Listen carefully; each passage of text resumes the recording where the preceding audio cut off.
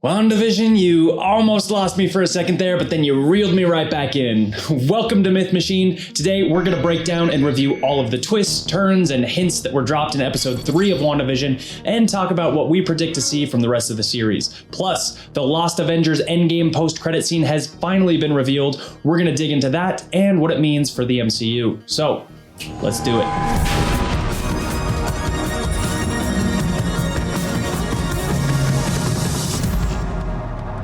Spoilers ahead, episode 3 was basically a nightmarish version of the Brady Bunch. They kicked things off with a brand new intro and theme song. This one was my least favorite of the 3 that we've gotten so far, but damn, Vision's looking swole in that shirt. Right after the intro, we cut right to the chase as we see Wanda and Vision in their home having a checkup from the doctor. Wanda's pregnancy is progressing at supernatural speeds and her baby bump is growing bigger and bigger by the minute. The doctor leaves, telling Vision he's heading out on vacation. Bermuda, baby. While Vision's outside, he sees his next door neighbor Herb, who's trimming the bushes. Only he's not trimming the bushes. He's sawing right through their cinder block fence as though it's a totally normal thing. Just another sign that all is not right in this quiet suburban paradise. Wanda and Vision go about their day decorating the baby's room, and they can't agree on a name for the baby. Wanda wants Tommy and Vision wants Billy.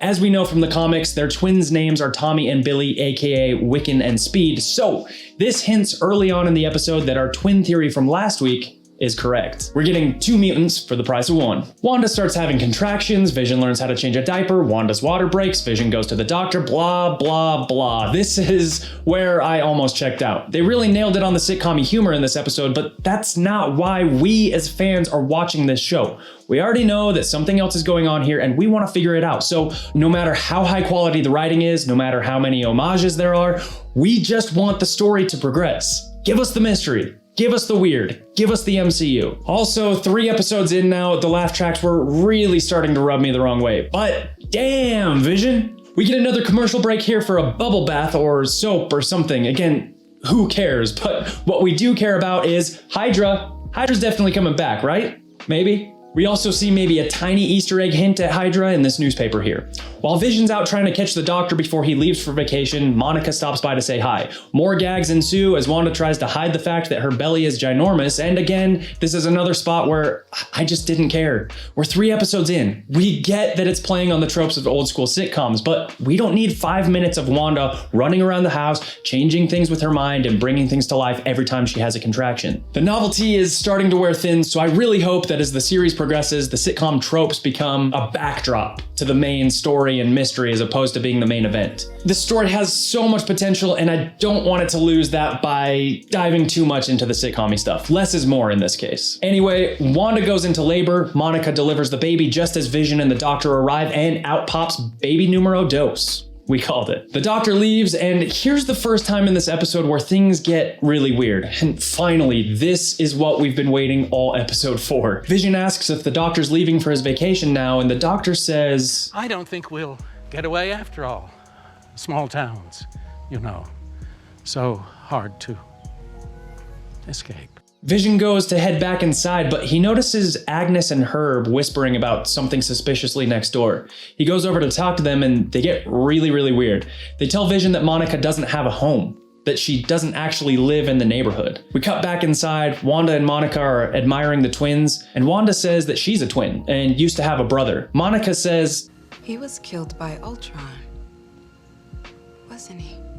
And Wanda instantly realizes that something's super off here. She shouldn't know that information. So she confronts Monica, but Monica keeps trying to play it off like she misspoke or said something completely different. But Wanda's not having it, and I legitimately thought that Wanda was gonna snap and kill Monica right then and there. We also see that Monica has a necklace with the S.w.o.r.d logo on it. Check out my breakdown of the first 2 episodes for a rundown on who S.w.o.r.d is, but they're basically a splinter group of the late great S.h.i.e.L.D. who disbanded after they turned out to be infiltrated by Hydra. And this leads me to believe that we could be getting a Nick Fury cameo in an episode down the road. Back outside, the neighbors begin to tell Vision that Monica came to the town because... She came here because we're all... She came here because we're all what? What are you trying to tell me?